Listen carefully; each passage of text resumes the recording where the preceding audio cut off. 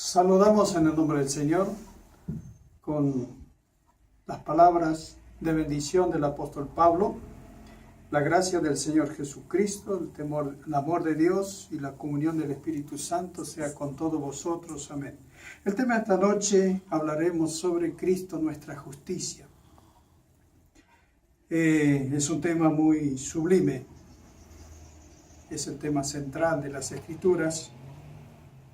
Y vamos a presentarlo con la gracia del Señor, con su ayuda, con su Santo Espíritu.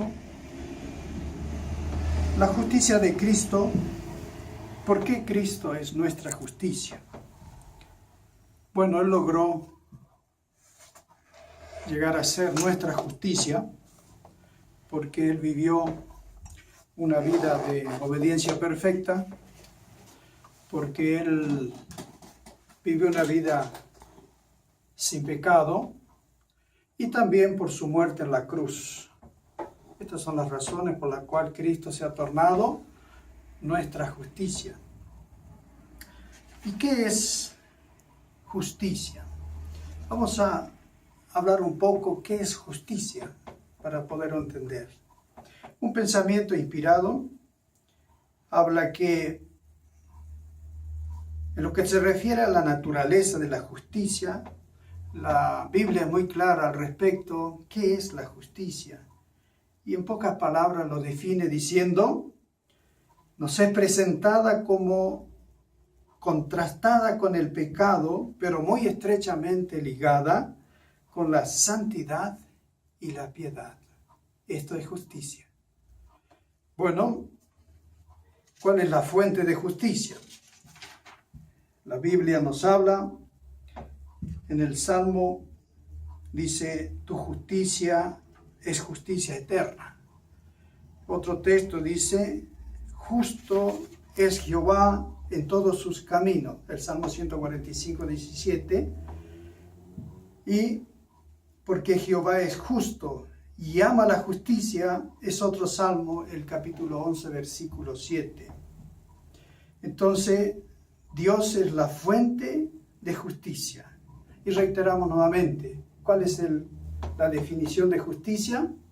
Él está en contraposición con el pecado, pero está íntimamente ligada con la santidad y la verdad. Entonces, justicia es santidad y una relación perfecta con la verdad. El hombre, cuando fue creado, él fue creado justo. ¿Por qué? Porque él vivía también en ese estado de santidad y estrechamente ligado con la verdad. El Espíritu de Profecía dice de él que sus afectos eran puros y él no solo en la forma humana era semejante a Dios, sino también en el carácter era semejante a Dios. Por eso él era justo. Pero hubo un percance en la vida de nuestros primeros padres, lo cual cambió el concepto. En vez de ser llamado justo, ahora el pecado lo tornó injusto. Pero Dios pide de que para poder ingresar en las cortes celestiales debemos alcanzar la justicia. Debemos ser justos. Y vamos a ver cómo encontramos la solución para este inconveniente. Pero de Cristo mismo, dice el apóstol Pablo en Hebreos 1:9, has amado la justicia, aborrecido la maldad, por lo cual te ungió Dios, el Dios tuyo, con óleo de alegría más que todos tus compañeros. Cristo vivió en este mundo, amó la justicia y has aborrecido la maldad. Ahí encontramos nosotros los puntos en que entra en controversia la justicia. No tiene armonía con la maldad, ni con el error, ni con el pecado. Vamos a sacar una radiografía que la palabra del Señor presenta acerca del hombre después del pecado. Hemos hablado que antes del pecado, Adán tenía placer en hacer la voluntad de Dios. Tenía placer en estar en comunión con Dios. Pero el pecado cambió totalmente esto. El hombre dejó de tener placer, de hacer la voluntad de Dios y dejó de tener placer de tener comunión con Dios. El estado del hombre después del pecado lo revela el apóstol Pablo, especialmente en el libro de Romanos. Hay varios textos de la carta a los romanos donde habla acerca de la condición del hombre después del pecado. Un texto dice: por cuanto todos pecaron, están destituidos de la gloria de Dios, Romanos 3:23. Otro texto dice así: mas yo soy carnal, vendido al pecado, Romanos 7:14. Otro texto de Romanos 3:10 dice: no hay justo ni aún uno. Y también dice el apóstol Pablo en Romanos 7:18: yo sé que en mí, esto es, en mi carne, no mora el bien. Y para completar esa triste situación del hombre, el apóstol Pablo también dice en Romanos 1:29 que el hombre está atestado de toda injusticia. Qué tremenda nuestra situación, ¿no?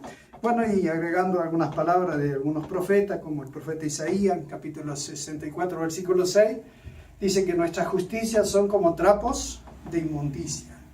Y Jeremías dice también, capítulo 13, versículo 23, de que podrá el leopardo quitar sus manchas, el etíope ese color, así también vosotros, dice, estando habituados a hacer lo malo, no sabéis hacer lo bueno, y tampoco podrás quitar de ti la mancha del pecado. Esta es la situación del hombre. Pero Dios dice que para entrar en el cielo debemos alcanzar. Tenemos que ser justos. Vamos a ver de qué manera se puede lograr esto. Vamos a ver algunos ejemplos en la Biblia, de personajes de la Biblia. Por ejemplo, en Génesis 6:9, dice el Señor a Noé: a ti he visto en toda esta generación el único justo delante de mí en esta generación. Noé, varón justo, era perfecto en su generación y caminó con Dios Noé. Otros casos también tenemos el caso de Lot.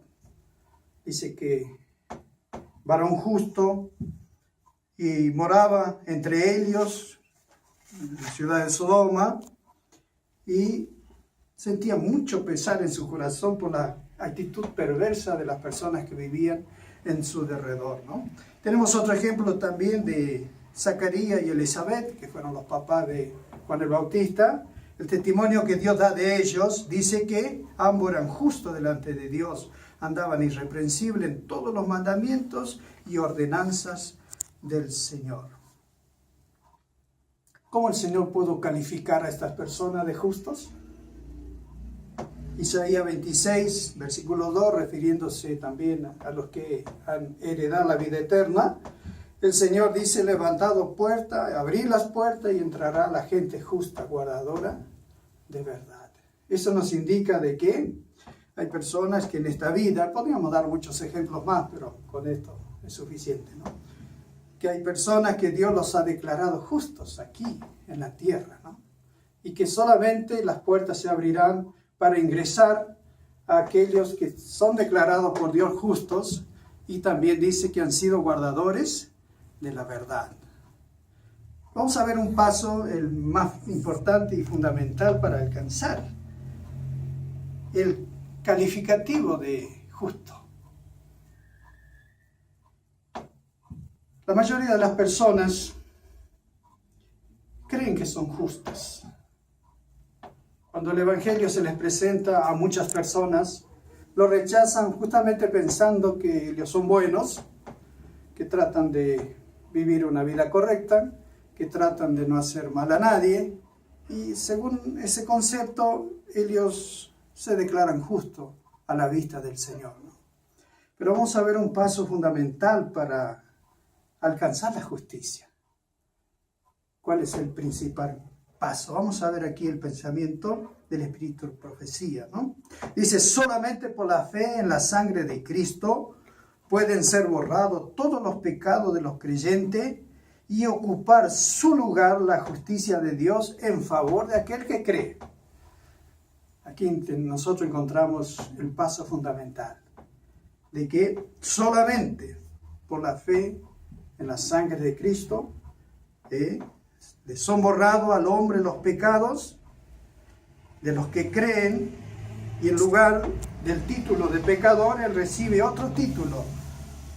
Es declarado justo a los ojos del Señor. Vamos a ver la experiencia de cualquiera de nosotros, porque esta es la experiencia que todos tenemos que vivir. Sí, una consulta. ¿Cuál es la cita específica del Espíritu Profecía? Estoy viendo en el libro Cristo, Justicia Nuestra, página 13. Perfecto. Bueno, hay varias versiones de este libro, pero en la versión que fue impresa en nuestra unión, esta es la paginación. Esta es la página que tiene, ¿no? Vamos a ver el proceso. ¿Cómo es el proceso? Para entenderlo. Porque hay un problema serio. Hemos descrito nosotros a través de algunos versículos del apóstol Pablo la condición del hombre delante de Dios. Atestado de pecado, de injusticia, no hay uno que haga lo mal, lo bueno, y todos hacen lo malo, ¿no? Si nosotros no comprendemos esta situación nuestra, como dije de recién, la mayoría se cree justo, que es bueno, que todo esto, ¿no? Y es fundamental que nosotros comprendamos nuestra verdadera condición. Jesús dijo que solamente los que se sienten enfermos sienten necesidad de médico. Y la mayoría desprecia al médico porque no se siente enfermo. Y más aún, hay muchos que saben que están enfermos, pero no quieren reconocer que está enfermo. Entonces no van al médico.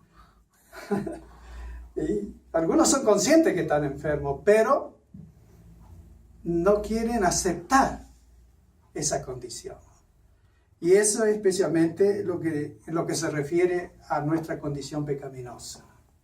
Entonces, muchos creen que realmente no son pecadores como lo presenta la Sagrada Escritura, ¿no? Y de verdad puede haber personas que tengan nobles propósitos, e inclusive pueden ser personas muy generosas, muy bondadosas, muy educadas, pero hay un factor que hace de que la persona realmente pueda ser justa ante Dios. Es el creer o no creer. El Espíritu de Profecía dice que puede haber personas socialmente muy afables, muy educada, tener principios morales elevados, pero si ella no es creyente, está realmente perdida. Porque solamente la fe en Cristo es lo que nos puede salvar. Y acá es una descripción del Espíritu Profecía, en la misma página que mencioné, del libro Cristo, Justicia Nuestra, dice: aquí tenemos a un hombre nacido en pecado, como se expresa Pablo. Él dice atestado de iniquidad. Su pecaminosa herencia es lo peor que podamos imaginar. Imaginen.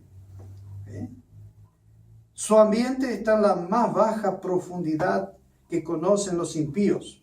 Pero de alguna manera llega al corazón de esta persona, resplandece el amor que fulgura a través de la cruz del Calvario. Alguien le transmitió esta maravillosa información, ¿no? Del amor de Dios revelado en la cruz del Calvario. Y acá viene el proceso. Aquellos que por tiempo resistían a la influencia del Espíritu de Dios, cede. ¿Qué significa ceder? Significa dejarse llevar hacia cierta dirección. Después él confiesa, se arrepiente y en fe reclama a Cristo como su Salvador, como el Salvador suyo. ¿Quién hizo este trabajo? San Juan 16:8 dice que el Espíritu de Dios, cuando Él venga, convencerá de pecado, de justicia y juicio. Entonces el interventor especial para que la persona llegue a entender que es un pecador ante Dios es justamente el Espíritu Santo, el único que puede convencernos de que somos pecadores, ¿no? Y cuando Él convence que nosotros somos pecadores, después dice, nos convence de justicia. Al vernos sentenciado por la ley de Dios, busca a alguien que lo defienda, y este es Cristo. Y entonces Él busca justicia. Busca justicia a favor de Él y en contra del adversario que lo sometió en el pecado por mucho tiempo, ¿no? Eso es buscar justicia, ¿no? Entonces, cuando estos pasos suceden en el hombre, vamos a repetirlo un poquito. Primeramente, él cede. El segundo paso dice, confiesa y se arrepiente. El tercer paso, por la fe reclama a Cristo como su Salvador. Dice que en ese mismo momento es aceptado como hijo de Dios. Y maravilloso, ¿no? En ese instante él es aceptado como hijo de Dios. ¿Por qué? Porque todos sus pecados son perdonados, su culpa es borrada, él es aliado justo y con seguridad justificado delante de la ley divina. Este cambio maravilloso y sorprendente puede tener lugar en un instante. Esto es justificación por la fe. Entonces, una cosa es que Cristo sea nuestra justicia y otra cosa que obtengamos la justicia por la fe. Porque Cristo es justicia para el mundo entero. Pero ¿cuándo Él se torna nuestra justicia? Algo personal. ¿Cuándo? Cuando nosotros pasamos por ese proceso. Aceptamos a Cristo como nuestro Salvador, entonces Él, que es la justicia, se torna nuestra justicia.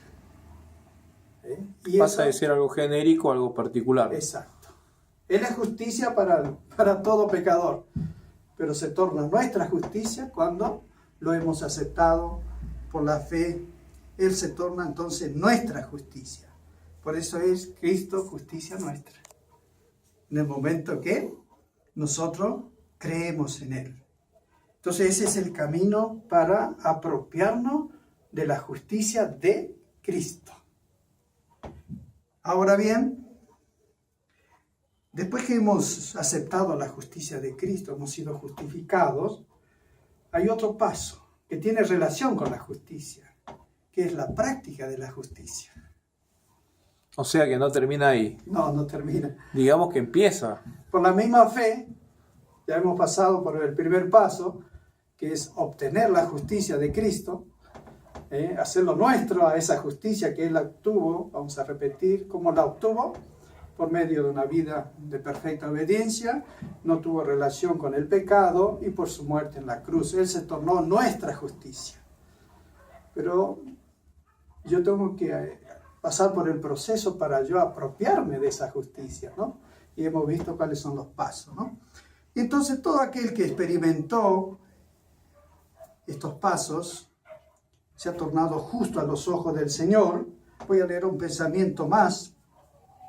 Dice: la palabra justificación por la fe representa la transacción más maravillosa que este mundo materialista, que la mente humana no puede entender. Representa una transacción entre Dios y cada uno de nosotros. ¿Qué le entregamos a Dios? Una vida llena de pecado, un corazón lleno de inmundicia, para que Él lo purifique y lo declare puro y perfecto delante de Dios, ¿no? Ahora, esta es una transacción, y una transacción no se hace con uno solo, sino entre dos o más, lo mínimo dos. Y esos dos es nosotros y el Señor. Dice: el grandioso hecho que está presentado en esta palabra fue estudiado, interpretado, aceptado con una alegría por millones y millones durante los siglos pasados. Y hasta hoy es el motivo de mayor interés e importancia para la familia humana y crucial para su salvación. ¿Qué es? Crucial para su salvación, ¿no? Entonces, todos los que han aceptado a Cristo como su justicia, ellos son tornados justos. Ahora ellos tienen el placer de practicar la justicia. Porque el texto que leímos en cuanto a Jesús dice: amaste la justicia y aborreciste el mal. Esa será la experiencia que vivirá todo aquel que realmente ha sido beneficiado con la justicia de Cristo, ¿no? Él aprenderá a vivir en justicia, le agrada hacer justicia y aborrece, ¿qué cosa? El mal. ¿Y dónde está revelada la justicia de Cristo?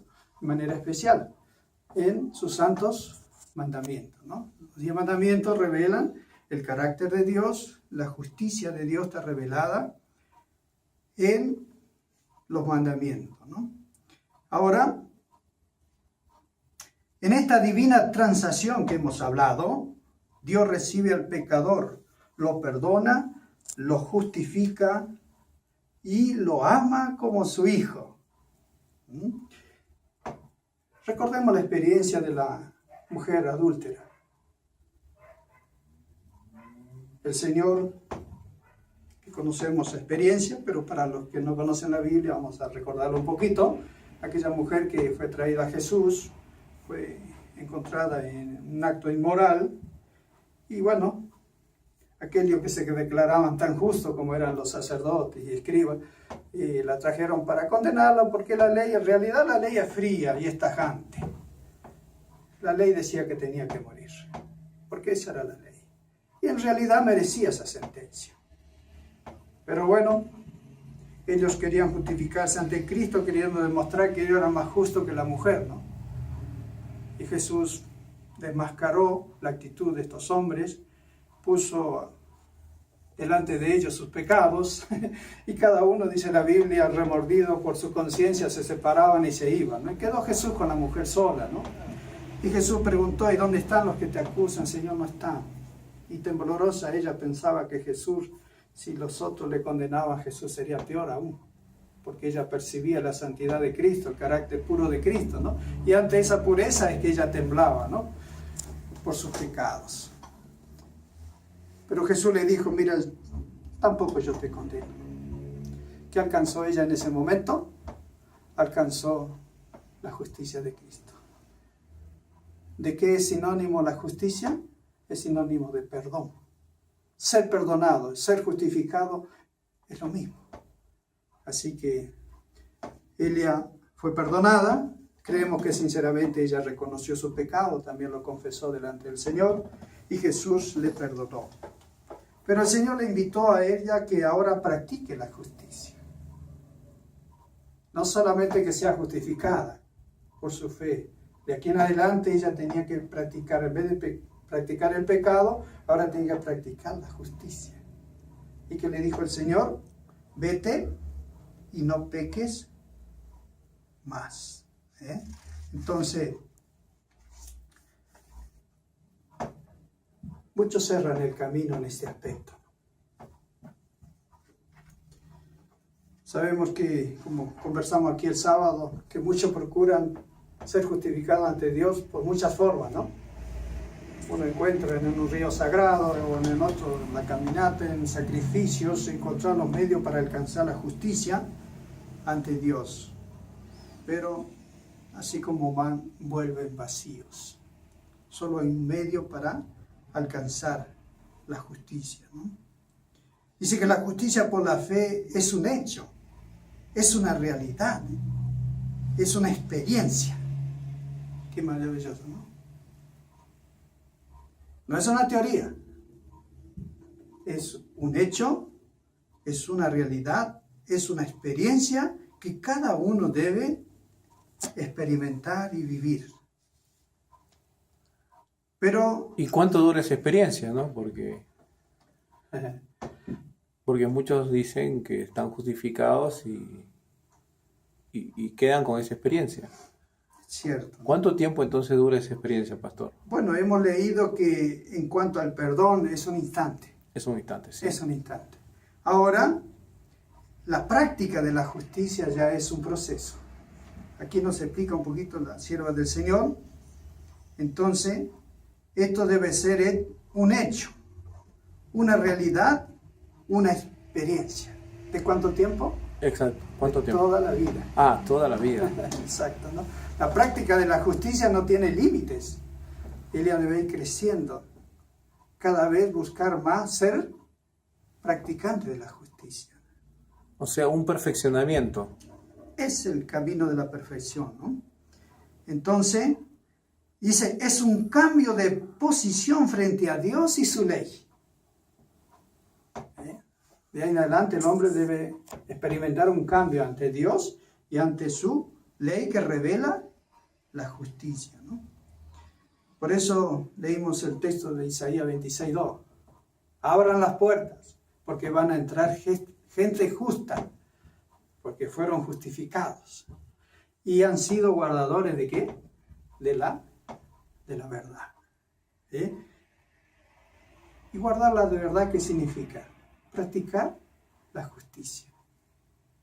Porque la justicia, como leímos al comienzo, solo tiene vínculo con la santidad y la verdad. Y está en contra del pecado. Así que nadie que experimente el pecado puede pretender ser alguien que practica la justicia. Solamente si él ama la santidad y ama la verdad por la cual el Señor nos santifica, como dice en San Juan capítulo 17, santifícalo en tu verdad, tu palabra es la verdad. Entonces eso significa una renovación, un renacimiento. Sin este cambio no hay esperanza para el pecador, porque quedaría bajo la maldición inmutable de la ley de Dios y su terrible juicio quedaría bajo su cabeza. Por eso la mujer dijo Jesús, vete y no peques más. Al paralítico lo encontró en el templo y le dijo exactamente lo mismo. No peques más para que no te venga una cosa peor. Quiero relatar un pensamiento que está en la página 78 de este libro. Dice así: el manto de la justicia de Cristo no es un manto para cubrir pecados no confesados, ni apartados, ni deberes no cumplidos. Bueno, muchos creyentes modernos quieren usar la justicia de Cristo como un manto para seguir cubriendo las transgresiones, el pecado y el no cumplir los deberes que Dios nos pide. No, la justicia de Cristo no es para esto. Solo cubre al pecador arrepentido.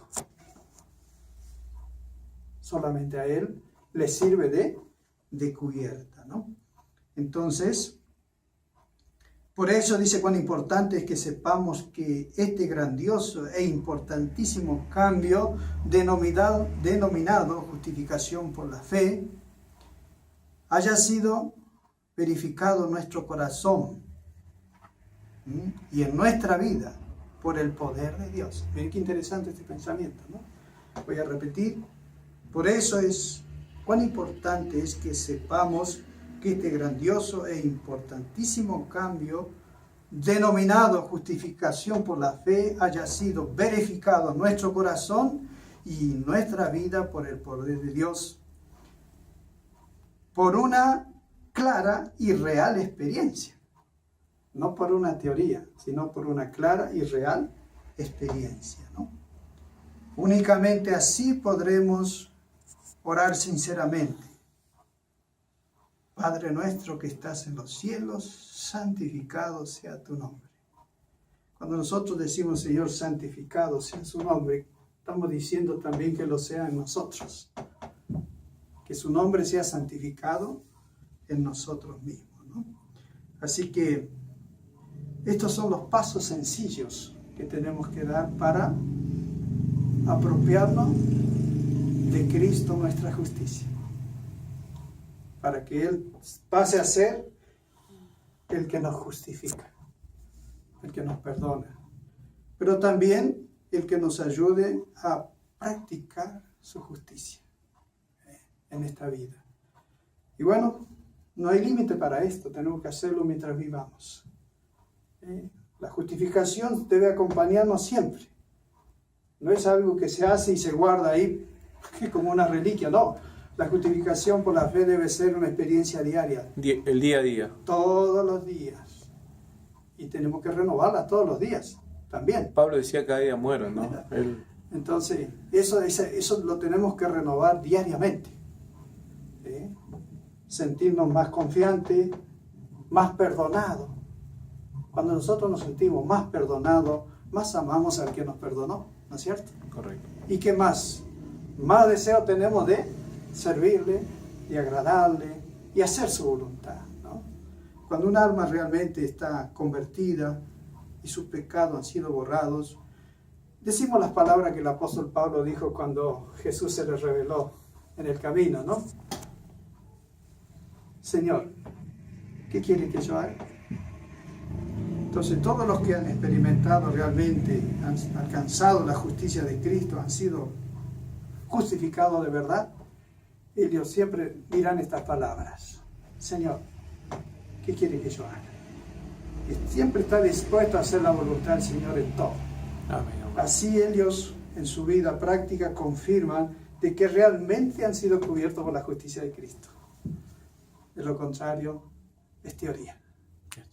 Así que el Señor nos bendiga, de que comprendamos estos sencillos pasos, de saber qué es la justicia, por qué Cristo es nuestra justicia, cómo apropiarnos de esa justicia, comprender nuestra necesidad, que somos pecadores, y también que después de ser justificados, sentíamos anhelo de practicar la justicia, así como Cristo la practicó en su vida. Y si amaste la justicia y aborreciste la maldad. Que la paz del Señor esté con todos y hagamos nosotros diariamente esta experiencia. Sí. Necesitamos hacerla todos los días. Si tiene alguna pregunta sobre este tema, el pastor la puede contestar. Ustedes pueden dirigirse al mail que va a estar en la página abajo del video. Muchas gracias. Que la paz sean con todos y vamos a repetir la bendición del apóstol Pablo, la gracia del Señor Jesucristo y el amor de Dios y la comunión del Espíritu Santo sea con todos vosotros. Amén. Amén.